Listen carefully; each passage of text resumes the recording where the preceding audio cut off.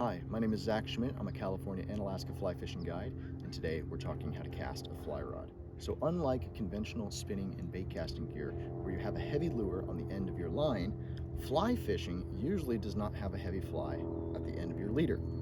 It's usually something very small. Today, as we're practicing, I've tied on a little bit of yarn. That's what I would recommend when learning to cast. Go out to your local park. It's a great way to be able to cast and learn. Don't try it on the concrete, you'll end up messing up your fly line. So before we start casting, we should probably learn how to hold the fly rod. So what we're going to do is we're going to take our hand out like this. We're going to take our thumb, we're going to place it on the very top of the cork. And what I like to do is I like to line up the thumb with the end of the cork like this. The reason we do that, wherever that thumb is pointed, is where that fly is going to end up. So it's a very good indicator of where your fly is going. One disclaimer before we start, you're going to see me making a lot of casts. However, when you are on the river, you don't need to make 15 or 20 casts. You can do it in 2 to 4 casts, depending on the distance. That's usually about how much I use when I'm false casting. So let's go over the basic mechanics of how a fly rod works. Fly line is weighted, and what we're doing when we cast our rod, at least with the false cast, we're getting our line all the way in front of us. It's going to loop over, and you'll see it lay out. As soon as it lays out in front of you, we're going to bring it back, let out line on the back cast and the forward cast each time. It's going to lay out behind you, then you're going to bring it back forward. That's what your basic false cast looks like. So let's see a little bit of this in motion. What we're going to do, first of all, we're going to look where we want to cast. And first, we have to get the fly line actually out. See, a lot of people, they start like this, and they start stripping line out as they bring it forward, which you can do. But what I recommend is before we start casting, approximate how much line we want to cast out and get it at your feet. This is what we're going to call the working line.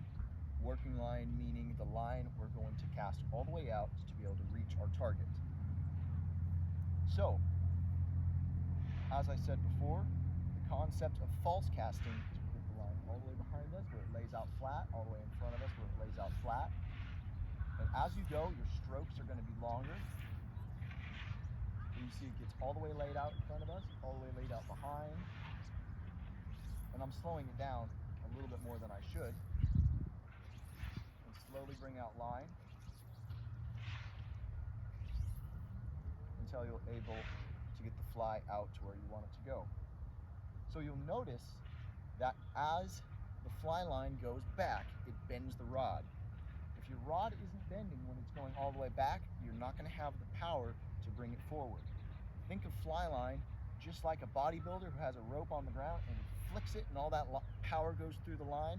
That's basically what you're doing with your rod. So I'm going to strip in this line so we can start short. And as you're learning, I would recommend going short instead of long. If you do it long, you're going to have to wait a little bit longer, and you can learn bad habits when doing that. The number one mistake I see people do when they are learning is they're rushing their cast. So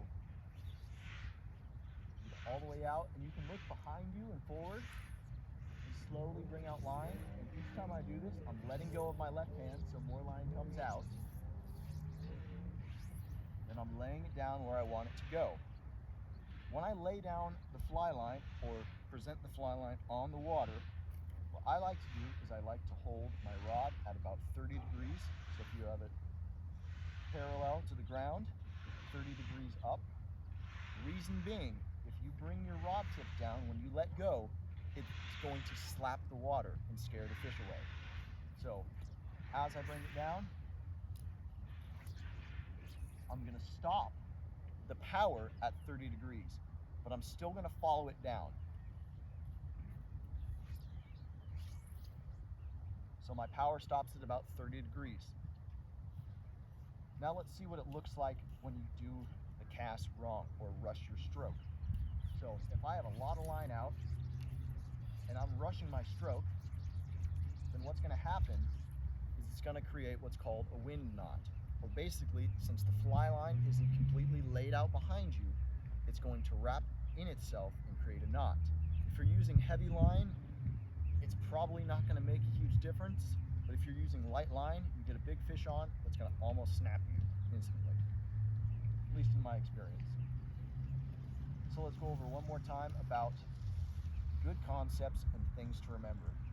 As you bring it behind you, you want it to get all the way extended, and as you bring it forward, you extend the whole line. And as you do this, you'll be able to feel when it's completely extended behind you. You'll feel almost a weight on the end of your rod. As far as casting position, there are 2 ways that you can cast, or 3 ways as I like to say it. You see a lot of people using either just their arm or just their wrist. If you're using just your arm, it's going to look a little bit like this.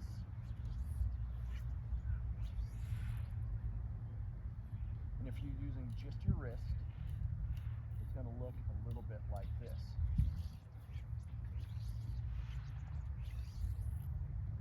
Now there are different scenarios for both. You're probably going to get a little bit more power if you use just your arm. But using just your wrist is a little bit better if you're fishing for really spooky trout in a really small stream. What I like to do is I like to use a little bit of both. I'm not really overextending my arm, but I am using my arm and my wrist at the same time. What I find is I get the best of both worlds. I'm a little bit sleeker on my casts, but I have the power to be able to get it out there. But the only power you're going to have is if you get it fully extended behind you. If you bring it back too early, you're going to lose that power, and it's not going to get all the way laid out in front of you on your forward or back cast.